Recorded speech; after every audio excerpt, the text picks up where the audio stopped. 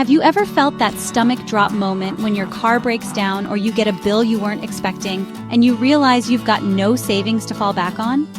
Yeah, I've been there too. But today, I'm here to tell you it doesn't have to be that way. So, what exactly is an emergency fund? It's a stash of money set aside for life's oh no moments: job loss, medical bills, urgent repairs.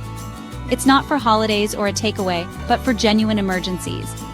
And trust me, having one is a total game changer for your peace of mind. Let's break it down into 5 simple steps to get started, even if you feel like you can't save a penny. Step 1. Set a realistic goal. Aim for something small at first, like £500 or $500. Once you hit that, work your way up to 3 to 6 months worth of essential expenses. Step 2. Open a separate high-yield savings account. Not your main bank account, something harder to dip into for impulse buys. Step 3. Start saving small. Seriously, even a $5 a week adds up over time.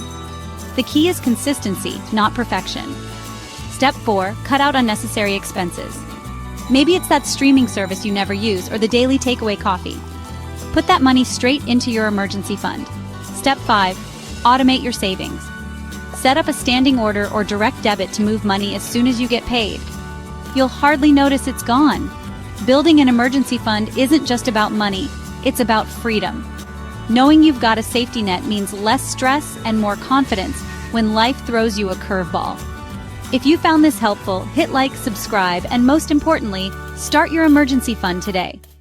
Your future self will thank you.